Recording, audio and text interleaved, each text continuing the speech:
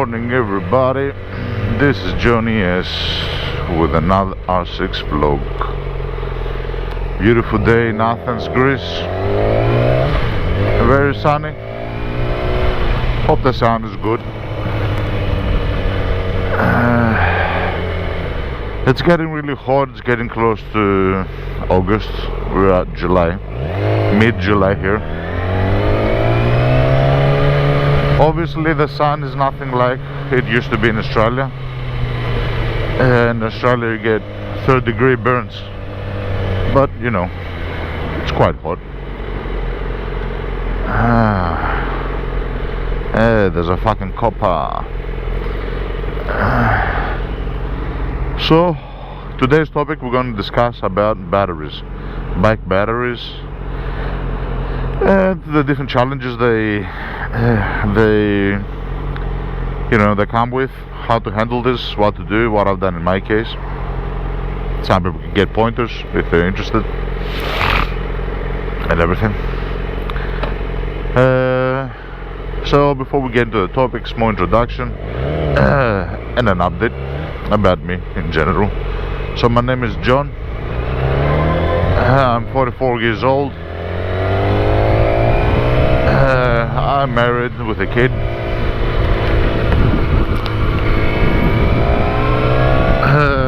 I'm living in Greece. I have grew up my teenage years, let's say, in Australia. Done many jobs, and I've studied electronic engineering, so I'm an IT guy. And what you see now is basically my YouTube channel, which is bikes, games, and general topic of discussions. So that's a little intro.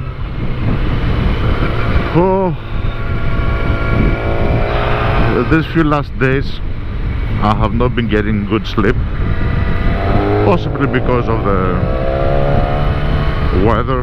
It could be possible. It could be something else also. I need to arrange for a couple of doctor appointments. I have not done so yet, because one, we're running with this, another day we're doing something else. It's always something. But I'll have to get around to it. I should not neglect it. We should never neglect our health. It's an important component.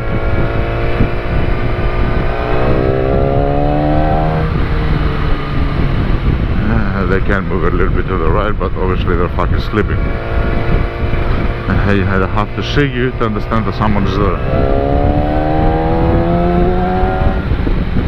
And in order for them to see you, you gotta throw the fucking gas.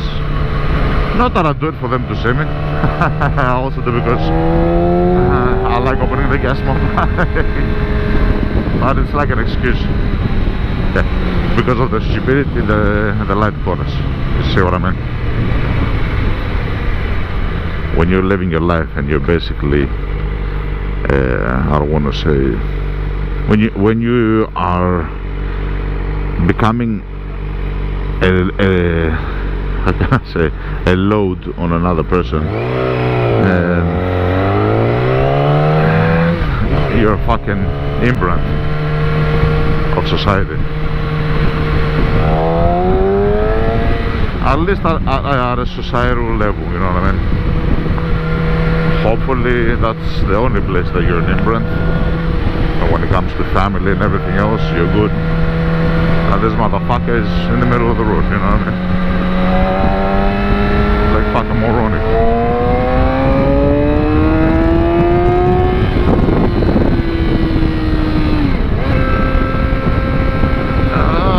So yeah, I have not gotten my sleep. I'm not in a good mood.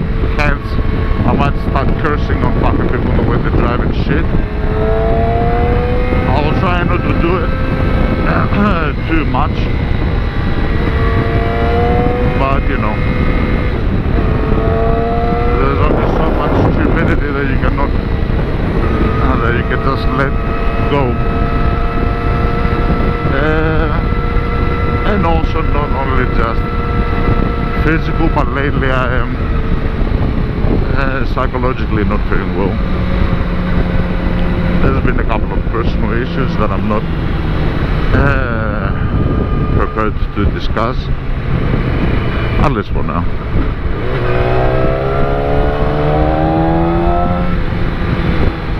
And you know, all that together, you throw it up and you make a mix where you're not in the mood.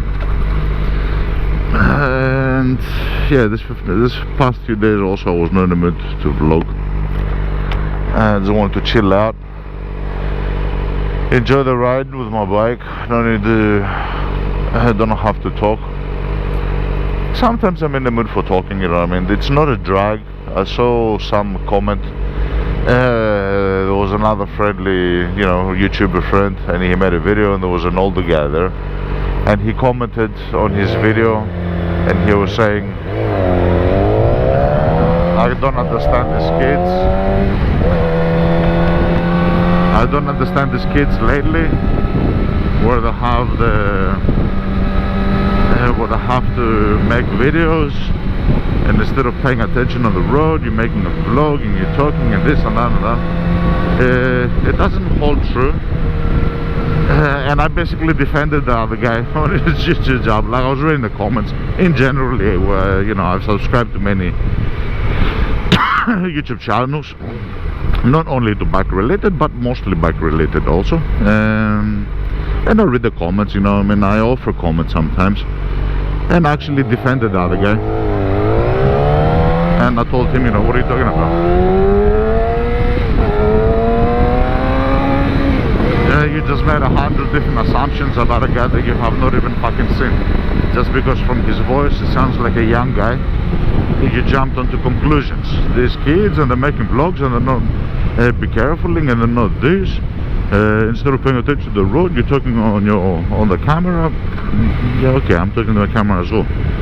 You can talk on the camera and drive also. At the beginning, when I did it, to tell you the truth, it did seem a little bit weird. But that's because it's the beginning. You know what I mean?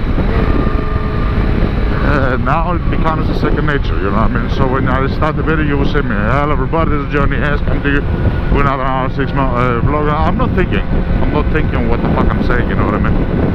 Or when I said the introduction, I'm 44 years old guy, married with a kid, yeah, blah, blah, blah, blah, blah. It becomes second nature.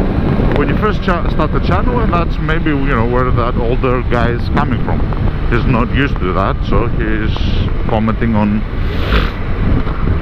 that, you know what I mean? But yeah, at the beginning it does take a little bit of your focus, because you're thinking of what to say. You have not done that again. You have not done it before.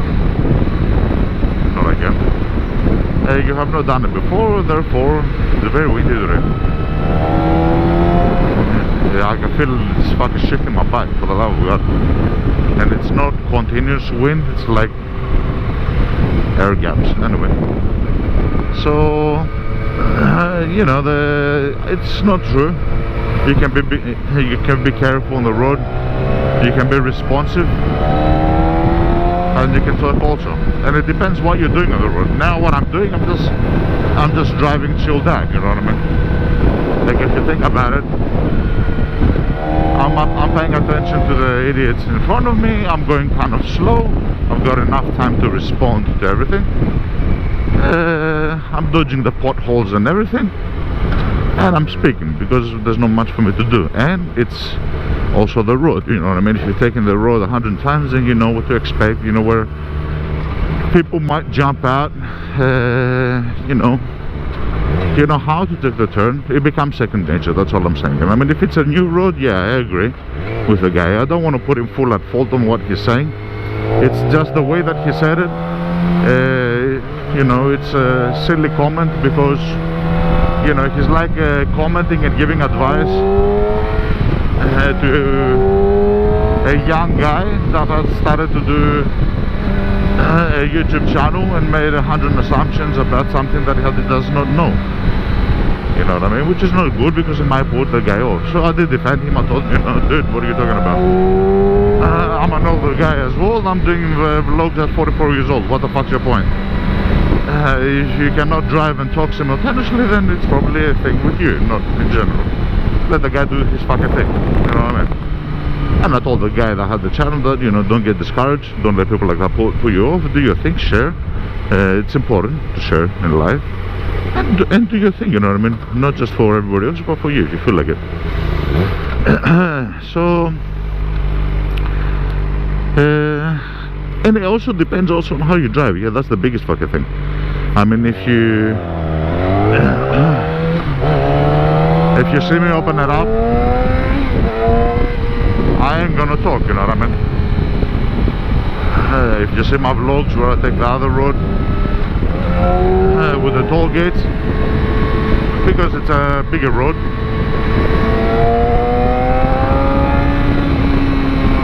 I don't speak. I might speak every now and then, but then, you know, when I open that up, when there's a turn and I want to focus on the actual turn, I shut the fuck up. I focus on the turn, you know what I mean? Obviously, you can't speak. Not only because of the focus side of things, but because there's, you know, people cannot hear you, you know what I mean? If you're going 200 fucking kilometers per hour, then who the fuck is going to hear you talking? So, you know.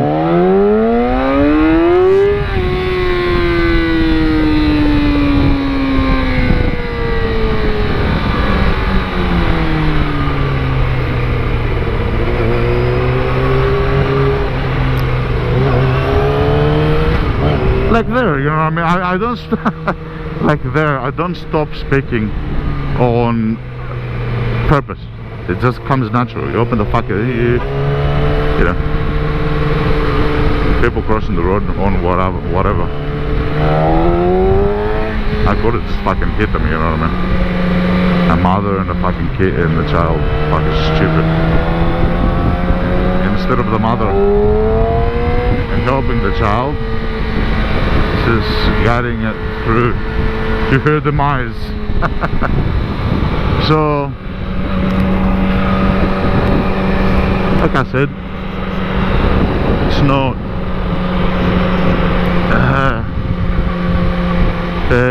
you know, the best thing to do, especially when new riders. We might put them off and stuff. So, to get to our topic, batteries. It depends on your country and it depends on the laws of the country, but since we're talking about Greece, I'm going to focus mostly about Greece, and some of these things do apply to different countries. I'll mention why. So in Greece, the insurance, and I know it's a weird point to begin with from, but I'll explain why. The insurances do not allow you to insurance your bike as per kilometers. In America, in Australia, if I remember correctly, also there were insurances that you insured your bike. They were a little bit more expensive. They were a little bit more costly compared to the usual insurance, but they allowed you to insure your bike based on kilometers. Some of these insurances, they recorded the kilometers that you had, you know, you were insured with, and there was also a device that they put on the bike, like a GP tracking system, where it allowed them to record the kilometers when you were moving your bike. In other words, let's say you had 5 bikes. I wish I had 5 bikes, but let's say you had 5 bikes. You had the money and you had 5 bikes. You could have had 5 bikes sitting on your garage, and you can only drive one. The next day you can take another and another and another. What you will pay insurance wise is only the kilometers that you have traveled in total. So if, let's say, in a month you do 1,000 kilometers and you break them between 2 bikes, 3 bikes, 5 bikes, makes no difference. So that's a positive thing that is on outside of Greece that we don't have in Greece, which allows you to have multiple bikes. You know what I mean? In Greece you don't have that. You can insure your bike for like a minimum period of time, which is 3 months if I'm not mistaken, but it's still like you have to insure and insure and go through that whole fucking spastic process. That makes driving multiple bikes difficult.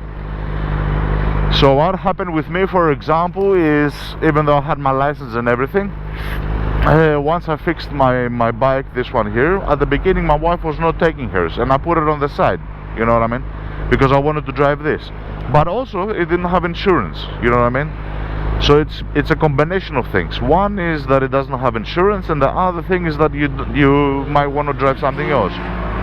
So in other words, I could not drive her bike, meaning that the battery was draining. And what do you do in situations as such, where the battery drains? You cannot do much, you know what I mean. The battery will drain. So I told my wife, you know what I mean, I just put my bike in circulation. I'm not feeling, I don't want to take one day yours, one day mine, just to keep the battery alive. I'm going to take mine, you know what I mean. So whenever you want to go onto your bike, because I said, you know, and what's going to happen to my bike and everything, I told her at some point in time it's going to go low. Just let me know one day before. She goes, why and why and why and why?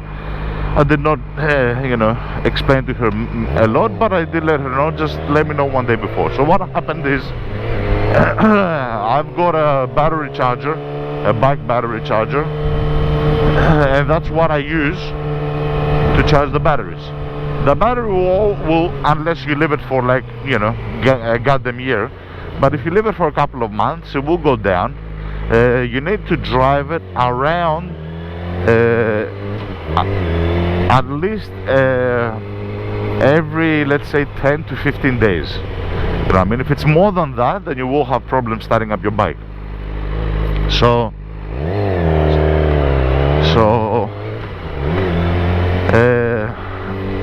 and that charger, basically what it does is you hook up the battery to that charger, you leave it overnight, and it's able to charge the battery and so forth. Now, you need to get a good type of charger from this type of chargers, and there's different, you know, chargers.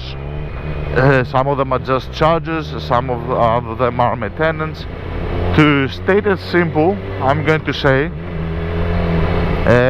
when it comes to the charger, give a little bit of money. I paid €60 for mine, which is a charger, a battery maintainer, and a battery awakener.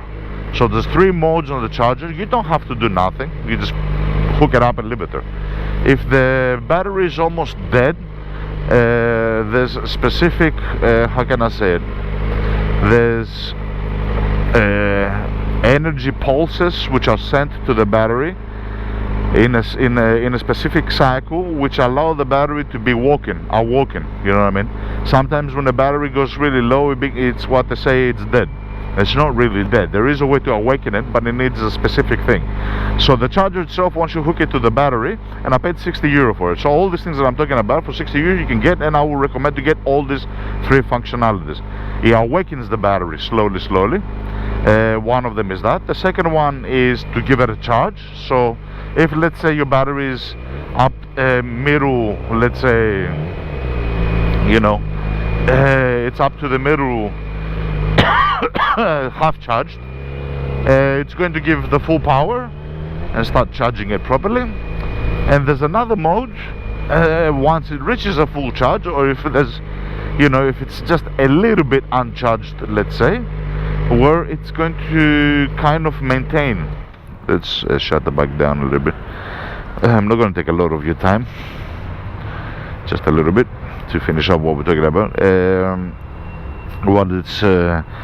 What it's going to do is it's going to maintain the battery, so you don't have to worry about you know, leaving the battery on or putting the battery off and doing all these things, because in truth what happens is you just hook it up onto your bike, you leave it overnight, the next day it's going to be up and ready, and you don't want to have in your mind in order to take the battery out and put it back in, you know what I mean. So it's able to keep it at a steady charge level, and whenever the battery drops, it's going to be charging a little bit more, but basically maintaining it. That's why I told my wife the day before, just let me know. At night time I went down, I hooked it up. Another thing that you can do on the bikes in general, for people that don't know, the battery is usually situated under the seat. So if the battery is situated under the seat, then it means that you have to unhook your seat, take the battery out, and so forth, which makes it not so simple, not so easy. What I've done and what I've done to my wife's bike as well, and I would suggest for everybody to do this, is there's a couple of cables, and sometimes they come with the charger, but you can buy extra that you can actually hook up onto your battery. You know what I mean? So if the battery is underneath the seat, what I've done on my bike, okay, because the battery is underneath my seat, I've opened the seat and I've hooked up these two cables on top of my battery, which is basically just, you know, they sit underneath the proper cables that you screw onto. They go behind, and I've taken them at the back, and I've taken them out of the back seat. So through the fairing at the back seat, I've got a little case, a plastic case cover that I made so they don't get wet. You know what I mean, the contacts. And when I want to charge my battery, I just open the back of the R6, and there are the cables. I take the other cables, I hook it up, that's it. Don't have to take the seat off, it's just opening my seat. Similar thing to my wife, but my wife, because she's got one long seat, you can just open it up. You know what I mean? Again, you're using those cables to hook it up, but you don't have to, you know, let's say run it all the way to behind. Similar process you can do on your bike and make it easy, you know what I mean? And that's the whole thing that I wanted to mention about the car batteries. Take one of them, the charger. It's a battery awakener / charger / maintainer. Do that. And if you are going to go into that process, very important note that some people did not know, I did not know, I found out the hard way. Never use lithium batteries. Never use lithium batteries. A lithium battery is a great battery which will hold more, but there's a key note here. It's only for people that take their bikes regularly. If a lithium battery, you leave it and its charge drops below a certain point of threshold, it's not going to awaken. And the threshold of the lithium battery is much shorter. Just like what I said before, you can go like 10-15 days. On lithium battery, it's shorter, it's 8 days. At least every 8 days, you know, I mean, let's say you have to drive it a good distance for it to give a charge. Don't do that, then you're fucked. And if you do try to hook up a lithium battery on that type of charger that I'm saying, because it's a Palmic charger and it gives that cycle of electricity, and it gives those pulses, it can fuck up and explode your battery. And what happened to me is I did not know about this. I hooked up the battery was left for like six months. It was when I fixed the bike, and I thought, yeah, I'll put it on. And I wake up in the morning, I go down and I see the battery was fucking like this. It was about to explode, you know what I mean? Because the lithium batteries are not able to awaken. So what the charger was doing over a whole night, it was just, you know, Palmic, it was just giving pulses of electricity. Pulses of electricity on a lithium battery, there's not, you know, it's very dangerous. So keep that in mind. I would like to thank everybody for your time. Sorry for the little pause. I hope you have a great, awesome day. And we'll talk soon. We'll talk soon, my friends. Bye bye.